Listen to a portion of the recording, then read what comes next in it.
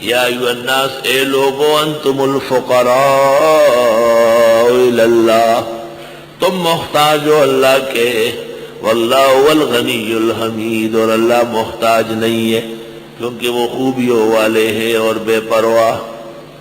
فقراء فقیر کی جمع ہے جس کے پاس اسباب مال نہ ہو، اگرچہ مال ہو اسباب نہیں ہے۔ طالب و عالم کے پاس اسباب نہیں ہے، اور جب طالب اور عالم کے پاس اسباب آئے پھر وہ عالم و طالب نہیں رہتا۔ نقطہ یاد رکھو، دنیا داری اور دینداری دلری لری، ما دنیا دار سڑے دیندار لدل نہ دے۔ بہت مشکل ہے کہ مال و دولت ہو اور ایمان بھی محفوظ رہے۔ مال و دولت کے نشے میں مدرسوں کے محتمم در بدر خاک برسر، کوئی ہالینڈ میں، کوئی پولینڈ میں، کوئی اٹلانٹا میں، اور کوئی افریقہ میں، کوئی امریکہ میں، در بدر خاک برسر۔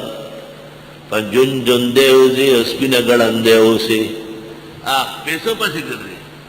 اپنی جگہ بیٹھو، قرآن پڑھاؤ، قرآن نہیں مشکات پڑھاؤ، ریاض الصالحین کا در شروع کرو، سارے خزانے اللہ تیرے پاس بھیجے گا۔ یہ غزوہ میدان نو تعجب زما پڑے روح کو مکان، او معمول دل بدے بہر کے گوہر دے۔ الحمدللہ نزل چخ دے کاندی روخان جام دا جمشی، او پدی جام کے ورخار تمام عالم شی۔ اے لوگو تم فقراء محتاج ہو اللہ کے، خدا تیرا محتاج رہے، خدا اپنے سوا کسی اور کا محتاج نہ بنا۔ وَهُوَ اللَّهُ الْغَنِيُّ الْحَمِيدُ، اللہ غنی خوبیوں والا، یشاء یذھبکم، چاہے ختم کرے تم کو، وَیَأْتِ بِخَلْقٍ جدید، لے آئے مخلوق نئی۔ وَمَا ذَلِكَ عَلَى اللَّهِ بِعَزِيزٍ، اور یہ نہیں اللہ کے لیے مشکل۔ وَلَا تَزِرُ وَازِرَةٌ وِزْرَ أُخْرَىٰ، نہیں اٹھا سکتا ہے اٹھانے والا بوجھ اگلے کا۔ وَإِن تَدْعُ مُثْقَلَةٌ إِلَىٰ حِمْلِهَا، اور وَإِن تَدْعُ، اور اگر پکار لے مُثْقَلَةٌ، بوجھ اٹھانے والا، إِلَىٰ حِمْلِهَا، بوجھ اٹھانے کے لیے، لَا يُحْمَلْ مِنْهُ شَيْءٌ، نہیں اٹھایا جائے گا اس سے کچھ بھی۔ وَلَوْ كَانَ ذَا قُرْبَىٰ، اگرچہ رشتہ دار ہو۔ کون کسی کے گناہ کا بوجھ اٹھا سکتا ہے؟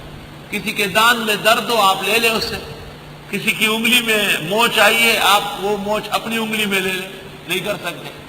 تو قیامت کے میدان میں کوئی کسی کے گناہ کا بوجھ کیسے اٹھائے؟ دنیا کے اندر اٹھا کے دیکھ لیں۔ انما تنذر الذین یخشون ربهم بالغیب، بے شک آپ ڈراتے ہیں ان لوگوں کو جو ڈرتے ہیں رب سے بن دیکھے۔ وَأَقَامُوا الصَّلَاةَ، اور پابندی سے پڑھتے ہیں نماز۔ وَمَن تَزَكَّىٰ، جو کوئی سنور گیا، فَإِنَّمَا يَتَزَكَّىٰ لِنَفْسِهِ، بس بے شک وہ تزکیہ کرے گا اپنے لیے۔ وَإِلَى اللَّهِ الْمَصِيرُ، اور اللہ ہی کی طرف پلٹنا ہے۔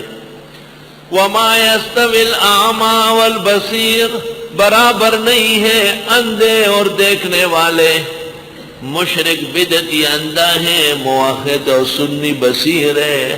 وَلَا الظُّلُمَاتُ وَلَا النُّورُ، اور نہ اندھیرے اور نہ روشنی۔ کئی بینکوں کی مشقیں ہو رہی ہے کہ بینکار بنے، بالکل بیکار بنے، جہنم کا اہلکار بنے۔ وَلَا الظُّلُمَاتُ وَلَا النُّورُ، یہاں کی دیکھو نوری نور برس رہا ہے۔ وَلَا الظِّلُّ وَلَا الْحَرُورُ، اور نہ برابر ہے چھاؤں اور نہ تپش۔ آہا، چھاؤ، او اعتکاف کی جگہ میں تمبو لگاؤ، چھاؤ صحیح ہو جائے گا۔ حرور ختم، ذرا سی تپش میں انسان ہو جائے اس کو پتہ چل جاتا ہے کہ رب کریم تیرا کتنا احسان ہے کہ درختوں کا چھاؤ، عمارات کا ٹھنڈا سایہ، پنکھوں کی ٹھنڈی ہوائیں، ایئر کنڈیشن کی جنت نما ہوا۔ الحمدللہ۔ وَمَا يَسْتَوِي الْأَحْيَاءُ وَلَا الْأَمْوَاتُ، اور برابر نہیں ہے زندے اور نہ مردے۔ ان اللہ یسمع من یشاء، بے شک اللہ سناتا ہے جس کو چاہے، وما انت بمسمع من فی القبور، اور آپ نہیں ہیں سنانے والے ان کو جو قبروں میں ہیں۔ یہ آیت اس سے پہلے روم میں گزری اور اس سے پہلے سورۃ نمل میں گزری، 3 جگہ قرآن میں آئی ہے۔ ان 2 جگہوں میں ہے انک لا تسمع الموتیٰ، اور یہاں ہے وما انت بمسمع من فی القبور۔ یہاں مردوں سے مراد کفار ہے۔ اللہ تعالیٰ نے کفار کو تشبیہ دی ہے مردوں کے ساتھ کہ یہ آپ کے زمانے کے کافر، قرآن مجید نازل ہو رہا ہے، وحی آ رہی ہے، آپ بیان فرما رہے ہیں، یہ سب کچھ سن رہے ہیں اور عمل نہیں کرتے، یہ تو ایسے ہیں جیسے مردے ہوں کہ سب کچھ سنیں لیکن دوبارہ عمل نہ کر سکے، کیونکہ عمل کا جہان دنیا ہے، آخرت نہیں ہے۔ آیات سے ببانگ دہل سمع الاموات ثابت ہوتا ہے، مردوں کا سننا۔ لیکن ام المومنین عائشہ صدیقہ کو ایک ابہام تھا، اور وہ یہ سمجھتی تھی کہ شاید آیات کے پیش نظر مردے نہیں سنتے۔ بخاری شریف مغازی میں ہے کہ جب حضرت نے صنادید بدر سے خطاب کیا تو عمر نے کہا تھا اتتکلم اجسادا لا ارواح لہا، ایسے دھڑوں سے بات کرتے ہو جن میں روح نہیں۔ آپ نے فرمایا ما انتم باسمع منہم لما اقول لہم، میری باتوں کو تم ان جیسے نہیں سن سکتے۔ یہ روایت جب ابن عمر بیان کرنے لگے تو ام المومنین نے اعتراض کیا کہ انک لا تسمع الموتیٰ ہے۔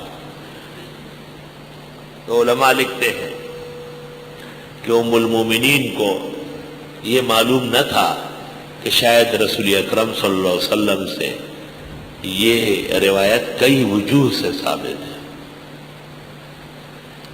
دور حدیث پڑھنے والے طلباء کی خدمت میں ایک گزارش کروں، وہ بات ختم ہو جائے گی، وہ گمراہ نہیں ہوں گے اور نہ انشاءاللہ اس میں پھنسیں گے۔ بخاری شریف کتاب الجنائز میں امام بخاری نے باب قائم کیا ہے عذاب القبر حق،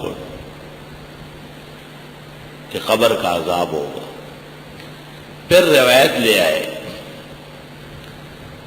کہ حضرت ام المومنین فرماتی ہے کہ میں کہا کرتی تھی کہ قبر میں عذاب نہیں ہے، یہاں تک کہ ایک یہودی آئی، بھیک مانگ رہی تھی، میں نے اس کو بھیک دیا، اس نے کہا اعاذک اللہ من عذاب القبر، اللہ تعالیٰ تجھ کو عذاب قبر سے بچائے۔ جب رسول اللہ صلی اللہ علیہ وسلم آئے میں نے بتایا کہ قبر میں عذاب ہوگا، یہودی اس طرح دعا کہہ کے چلی گئی، آپ نے کہا عذاب القبر حق، بالکل پکی بات ہے۔ اور پھر ہر نماز کے بعد حضرت عذاب قبر سے پناہ مانگتے کہ جب بی بی کو پتہ نہیں کتنے لوگوں کو پتہ نہیں ہوگا۔ میری بات دورے والے غور سے سن لے جو حدیث پڑھ چکے ہیں۔ اس کے فوراً بعد امام بخاری یہ تنازل آیا کہ ابن عمر نے روایت کی کہ مردے سنتے ہیں تو ام المومنین نے کہا کہ نہیں سنتے ہیں۔ اب دونوں باتوں کو ملا لو کہ جس طرح عذاب قبر سے کے متعلق ام المومنین کو پتہ نہیں تھا اس طرح، اور وہ حق ہے، اس طرح سماع الموتیٰ کا ان کو پتہ نہیں تھا اور وہ حق ہے۔ تو اصح الکتب بعد کتاب اللہ تحت عدیم السماء و فوق الارض الجامع الصحیح للبخاری،